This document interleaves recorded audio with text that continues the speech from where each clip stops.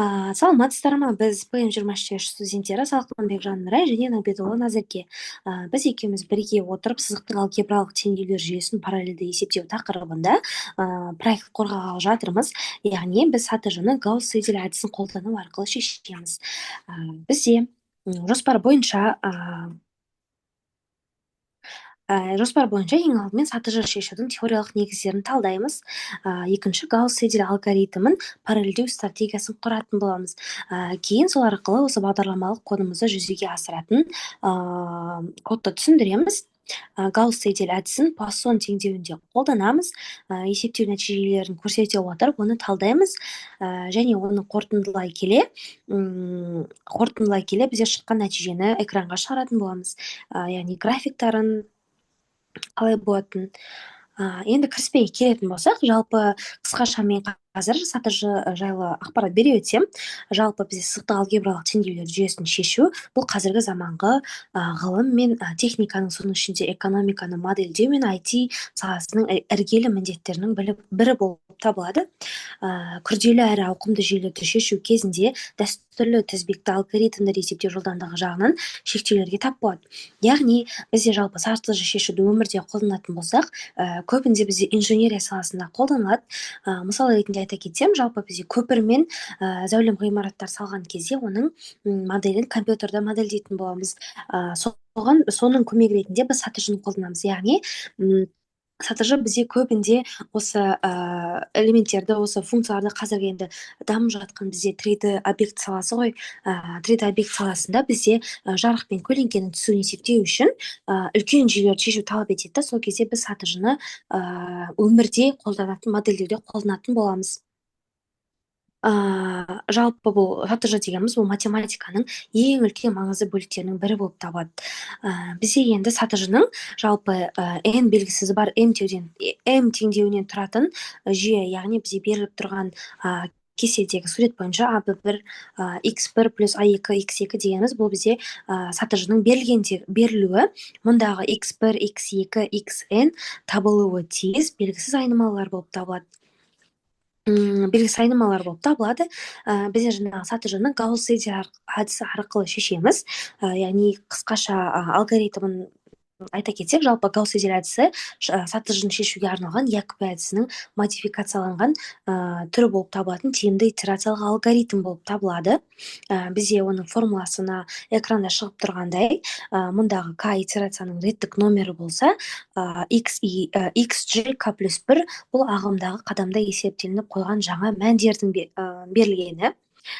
xjk дегеніміз алдыңғы итерациядан қалған ескі мәндер, яғни бұл бізде Гаусс-Сидель әдісінің формуласы болып табылады. Келесі бізде жалпы Гаусс-Сидель әдісінің жинақталу шарты. Бізде Гаусс-Сидель жинақталу шарты бұл матрицаның қасиеттеріне тікелей байланысты болып табылады. Әдістің жинақталуының жеткілікті шарты, яғни матрицаның қатаң диагональді басымдылығында. Бізде бар ғой, қазіргі таңда осы Гаусс-Сидель әдісінің маңызды мәселесі оның қатаң реттілігінде болып тұрды. Яғни біз әдетте осы бірінші, екінші есепті бастамай тұрып, бірінші есептің аяқталуын күтеміз. Бұл мәліметтерге тәуелділік деп аталады. Оны біз қалай шештік? Келесі слайдта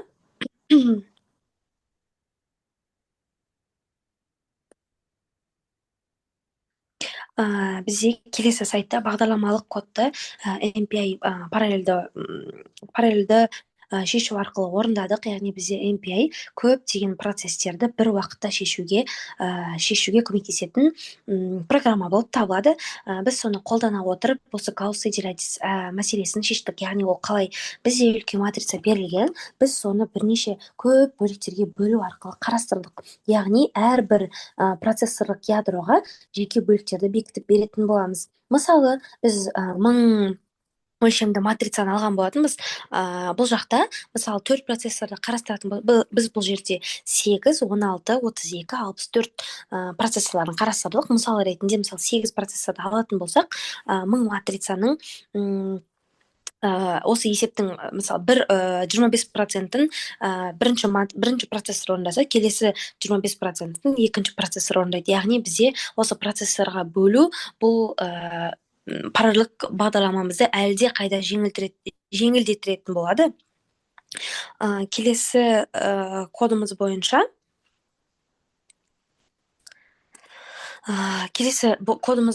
жаңа мәліметтерді есептеу. Яғни біз мұнда экранда көрініп тұрғандай уақыт есептеу керекпіз. Енді алдағы уақытта қанша процесс қалай есептейтін уақыт таймерін қосып алатын боламыз. жаңа мәндерді есептеудің формулаларын сумма, локаль деген жерден бастап біздің жаңа мәліметтерді есептеудің мәніміз сақталынады. Келесі код арқылы біз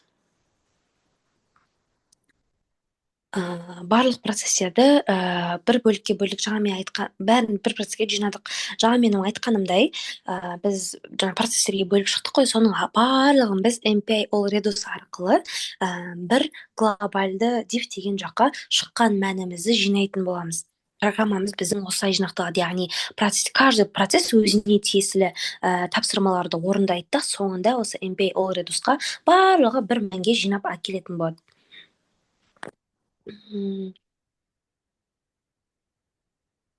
Жинап алып келетін болады. И сатыржыны гаусс идеал әдісімен шешудің бізде толық алгоритмі қысқаша мен жаңа айтқандай осы жерде тұрады. Яғни процестерге бөлу мен диагональ бойынша басым матрица құру, екінші гаусс идеал әдісінің негізгі формуласын қолдану, үшінші жаңа мәндерді есептеу, төртінші нәтижелерді бір процессорға жинап қателікті тексеру.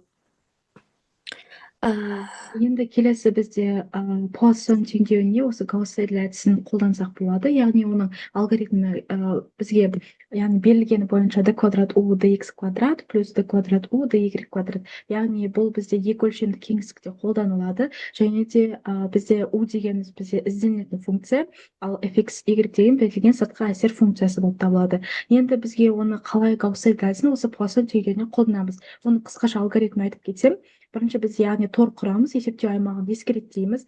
Яғни бізде H қадам бойынша торға бөліп, EG координаталары бойынша әрбір нүктені есептеп шығамыз. Одан кейінгі біз енді ақырлы айырымдар формуласы, яғни d квадрат u dx квадратты біз ақырлы айырымдар формуласымен жіктеп, оны бірінші x бағыты бойынша және де y бағыты бойынша екеуін жіктеп, оны қосамыз. Яғни одан кейін біз енді итерациялық формуланы құрастырамыз. Яғни бізде UEG осы берілген формула, астында екінші тұрған бұл бізде гаусс әдісінің көмекші формуласы, яғни сол әдіс бойынша біз осы формуланы қолдана отырып шешетін боламыз. Яғни келесі енді біз бастапқы және шекаралық шарттарды анықтаймыз. Яғни бізде шекаралық шарттар мысалы бізде екі өлшемді кеңістік болған соң бізде тіктұртбұрыш болуы да мүмкін. Яғни сол шекаралық шарттарын анықтаймыз және де бастапқы жуықтау мысалы біз u тең 0 деп беруімізге болады. Енді одан кейін бізде жинақталу критерийімен тоқтату шарты, яғни бізде эпсилон деп отырғанымыз міне максимум модуль ішіндегі UEG k плюс 1 минус UEG k дегеніміз бізде ол бізде эпсилон ол бізде дәлдік, яғни ол кіші болса бір какой-то суммадан итерациялық процесс тоқтайды. Енді одан кейін бізде ол үшін біз бағдарламалық код жаздық. Енді бағдарламалық кодымызға тоқтала кетсек, бізде бірінші векторлар арқылы мәліметтер массивін құраймыз, яғни локаль n плюс 2 мен n плюс 2 өлшемді матрица құраймыз. Яғни бұл жерде бізде әсер функциясы көріп отырғанымызда fx y тең 1. Одан кейін бізде енді цикл құрамыз бояу арқылы, яғни біз торды құрамыз, торды қалай құрамыз, шахмат түрде құратын боламыз. Яғни бізде i плюс g-ді екі бөлімі бізде 0 болса, яғни қалдықсыз болса, ол нені білдіреді? Қара ұяшықты білдіреді. Ал i плюс g бөлінген 2 бізде 1 болса, яғни какой-то бір қалдық қалатын болса, яғни ол жаңағы ақ ұяшықты білдіреді. Осылай арқылы біз бүкіл MPI send receive функциясы біз арқылы, яғни бұл встроенный функция, сол MPI кітапханасындағы оны қолдана отырып, яғни біз бүкіл процессорларға сол мәліметтерді тарататын боламыз. Одан кейін енді бізде есептеулер жүргізіп, қателікті жинақтайтын боламыз. Яғни есептеулер дегеніміз гаусс идеал алгоритмі үшін бізде берілген формула болды ғой, 1/4 деген, соны бәрін қолданып, яғни оны цикл арқылы и үшін де G үшін де, яғни X және Y үшін де қолданамыз. Одан кейін біз енді барлық процессорлық қателікті жинақтау жаңағы эпсилонды есептеп, итерацияны тоқтатамыз да тоқтатпаймыз да соны шешетін боламыз. Енді бізде міне бізде алгоритм толық жазып кеттік. Енді біз жаңағыдай мәліметтер массивтерін құрдық. Одан кейін итерациялық есептеу және деректерді алмастық, және жинақтауды тексеріп, оны аяқтадық. Осылай бізде Гаусс-Седелдің осы Пуассон теңдеуі үшін алгоритм осындай түрде келеді. Енді біз есептеу нәтижелерді талдау. Енді біз есептеу нәтижелеріне талдауға келетін болсақ, бізде сатыжының уақыт бойынша 8, 16, 32, 64 процестеріндегі уақыттарының графигі берілген. Мұнда байқап көріп тұрғандарыңыздай 8% кезінде уақыт пен 16% кезінде уақыттың айырмашылығы, яғни бізде 16% кезінде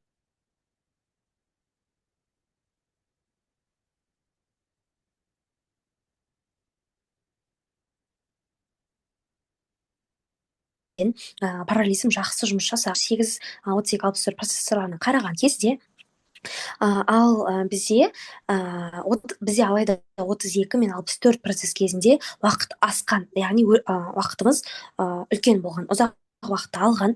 Себебі мен жаңа айта өткенімде жоғарыда Гаусс-Седел әдісі ол екінші есепті бітуін күтіп, бірінші есептің бітуін күтіп, екінші есепті бастайды. Яғни бізде бұлар ақылдасу арқылы орындалғандықтан, бізде бұл өте көптеген уақыттарды алып тұр. Яғни процесс саны қаншалықты артқан сайын біздің уақытымыз да соншалықты ұзақ болып жатыр деген мағынаны білдіреді. Яғни графигіміздің талдауынан шыққан нәтижесі уақыт бойынша. Келесі уақыт бойынша теңдеуіне осы Гаусс-Седел әдісін қолданған кезде бізде сол жаңағы 8, 16, 32, 64 процессор жанр айтып кеткендей, бізде осы процессор арасында бізде салыстырып көрген болатынбыз Пуассонды да, Пуассон теңдеуінде, яғни бізде көріп отырғанымыздай бізде график бойынша ең аз уақыт 8 процессор арасында жүреді екен, яғни 2,2 секунд, ал 16 процессор кезінде бізде 86-да 9 секундқа көбейді, одан кейін 32 процессорде мүлдем көбейіп кетті, яғни 602 секундты құрады, ал одан кейін 64 процессорде мүлдем үлкен шаманы көрсетті, яғни 1052 секунд. Бұл яғни бізде процессор өскен сайын бізде уақытта өсетінін көрсетеді. Енді бізде қорытындылай келе, біз бұл жұмыста, бұл жобада не істедік? Яғни біз сатыжыны Гаусс-Седел әдісі арқылы параллель шештік, оны алгоритмін құрдық, яғни әдістің теориялық негіздері мен параллельді бағдарламалардың ерекшеліктерін қарастырдық. Сонымен қатар MPI технологиясының негізінде параллельді бағдарлама жүзеге асырдық. Яғни біз бағдарламалық код жаздық осы MPI кітапханасы арқылы. Сонымен қатар тек біз сатыжыны ғана қарастырып қоймай, Пуассон теңдеуінде қарастырған болатынбыз. Ал сатыжыда бізде тәжірибеге өлшемді матрицаны қолданған болатынбыз, және де ол 16 процесс кезінде байқалған болатын, яғни ең жоғары тиімділік. Процесстер саны одан әрі арту коммуникациялық шығындардың көбеюіне байланысты есептеу уақытын ұлғайтқан болатын. Сонымен біз енді зерттеу нәтижесінде Гаусс-Седел әдісін MPI арқылы параллельді жүзеге асыру үлкен көлемді есептерді тиімді шешуге мүмкіндік беретіні анықталды. Сонымен қатар енді бізде параллель алгоритмнің өнімділігі есеп өлшемі мен процестердің санының дұрыс таңдалуының тәуелді екені көрсетілген болатын. Енді бізде осы пайдаланылған әдебиеттерді тоқтала кетсек, біз пайдаланған әдебиеттер сандық әдістер негізі Садықовтың кітабын, сосын отчисленные методы Самарскийдің кітабын негізге алдық. Сонымен қатар параллельно программирование с MPI Головин деген кітапты алдық. Сонымен қатар осымен бізде жобамыз аяқталды. Назарларыңызға рахмет.